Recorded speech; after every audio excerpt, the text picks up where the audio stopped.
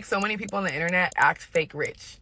And it really irks me just because it just creates this idea, especially here on social media, that you're supposed to have and supposed to be at a certain point, even when those people that are pretending aren't even at that point. People spend their lives looking rich. The lifestyle flex buying luxury cars and huge houses while having massive debt. The real win isn't in the six-figure status symbol or the performative soft life. It's the quiet confidence, knowing you can handle a surprise bill, that your money works even when you don't, and that you control your money instead of your money controlling you. The real goal, being financially above average. That's when you have option. You sleep peacefully because emergencies don't destroy your budget. You take trips without going into debt, invest without fear, and know your future self will thank you for the financial decisions you're making today. Being financially above average is necessary for your nervous system. It's calming, peaceful, and silent. If you're creating financial stability, you're already winning. Here are 11 obvious signs you're financially above average. How many can you check off? And which one are you currently working on? Let me know in the comments below. This is Gage St, your financial safe space, encouraging and empowering career professionals to manage money intentionally. If this resonates with you, subscribe for frequent uploads. My name is Free, and you're important to me. Having a 3 to 6 month emergency fund. Let's start here because this one is foundational. If you save 3 to 6 months of living expenses in a high yield savings account, you're already ahead of most people. Seriously, a 2024 Bankrate study found that only 44% of Americans could cover a $1,000 emergency without going into debt or borrowing from family. So if you built a financial cushion, you're not just saving money. That money represents calm during an unexpected layoff, freedom to leave a toxic job or take a sabbatical, the ability to survive a breakup or divorce without going broke. You're not living paycheck to paycheck. You're living with option. A clear sign you're financially above average. Debt is minimal or strategically managed. Being financially above average doesn't mean you're completely debt-free. It means your debt isn't controlling you and you're in control of it. Your debt to income ratio is under 20%, not counting your mortgage. You're in a strong position. You're not weighed down by maxed out credit cards, buy now, pay later traps, or paying interest on things you even forgot you bought. More importantly, you understand the difference between smart debt and stress debt. The low interest mortgage or an investment in your education, that's strategic. Financing food and clothes, that's just future you paying the price. Keep your debt minimal and strategically managed. You know how to prioritize knocking out high interest debt, paying credit cards off in full each month. Yeah. And if you do carry balances, there's a plan and timeline to eliminate them. You're not afraid of debt. You're just not letting it stack and stress you out. That's financial maturity and an obvious sign you're financially above average. Credit score is 740 or more. Now here's the real tea. A high credit score isn't just for bragging rights. It's a money-saving tool. If your credit score is 740 or above, you're already operating in a space most people haven't reached yet. In fact, according to Experian, only 1 in 4 Americans have a score that high. But here's what it really means. You're getting lower interest rates on loans and credit cards. You're paying less for car and home insurance. You're getting approved faster for apartments. And yes, even some employers are taking notice. You understand how credit works. You monitor your usage, pay your bills on time, and don't let balances pile up. That 740 or more score tells the world, I'm consistent, I followed through, I manage risk. It's not just a number, it's your financial reputation. And that reputation can save you thousands over the course of your life. If you're in that 740 plus club, you're not just doing well, you're playing the game wisely. And that makes you financially above average. Invest consistently. Your money is working harder than you. If you're consistently investing, whether it's in a 401k, Roth IRA, or a brokerage account, you officially won. Instead of just working for money, you've positioned your money to start working for you. It's not about how much you started with. Even if it's $50 or $100 a month, the real win is that you started and stuck with it. You recognize that time in the market beats timing the market. And you understand the power of compounding interest over time, staying invested through market ups and downs, and building wealth slowly and strategically. That $50 or $100 you started with grows to 15% of your income being invested. You're future-proofing your life, building wealth on autopilot. That kind of consistency, that kind of long-term mindset, that's what separates the financially strategic from the financially stressed. Own appreciating asset. There's a big difference between being able to buy things and owning things that grow in value. When you're financially above average, you're not just spending money, you're positioning it.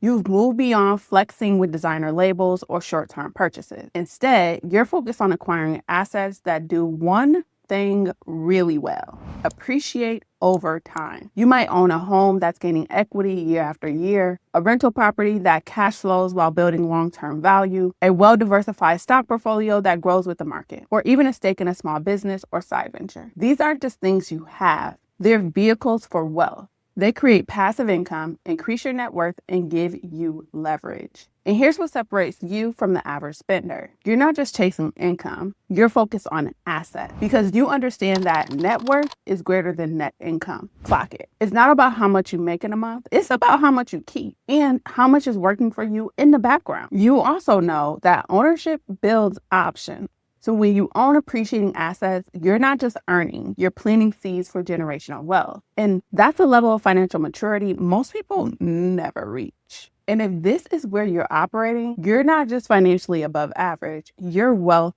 focused. Max out tax advantaged account. Now, this one right here, if it's true for you, you're officially playing at an elite level. If you're consistently maxing out your Roth IRA, contributing significantly to your 401k, or taking advantage of your health savings account, you're not just saving money, you're doing it with strategy. You're not just playing the game, you understand the rules. It's about keeping more of what you earn and letting compound interest do the heavy lifting. Allow me to explain. The Roth IRA gives you tax-free growth and tax-free withdrawals in retirement. The 401k lets you reduce your taxable income today while building wealth for the future. And the HSA, that's the triple threat: tax-deductible contributions, tax-free growth, and tax-free withdrawals for qualified medical expenses. Most people don't use these tools to their full potential. In fact, about 10% of eligible workers actually max out their 401k each year. And even fewer are combining that with the Roth IRA or HSA. But you get it. You refuse to leave free money on the table, whether it's in the form of employer matches, tax deductions, or long-term compound growth. I need my money and I want it now. You shifted from just saving to saving smart because you understand that it's not just about how much you earn, it's about how much you keep. And when you invest through tax advantage accounts, you're keeping more, growing faster, and doing it with less risk to your future self. You're not just contributing to retirement, you're engineering a truly soft life. You're reducing your lifetime tax burden and you're making compound interest work in your favor. It's not just financially above average, that's wealth building on purpose. Have multiple streams of income. Now here's a mindset shift that separates the above average from the average. One stream of income, especially in this economy, is too close to zero. Think about it. If the company folded, the role was cut, or something personal took you out of work, what would happen? If your whole life wouldn't crumble, that means you've done something most people haven't. You've diversified your income. Maybe you got a side hustle that brings in consistent cash on the weekends, a freelance or consulting gig that taps into your professional skills, a rental property generating passive income, dividend paying stocks or digital products, or even a monetized YouTube channel. Hey YouTube, whatever it is, it brings in 10% to 30% or more of your primary income. And that's no accident. You've intentionally built income insurance.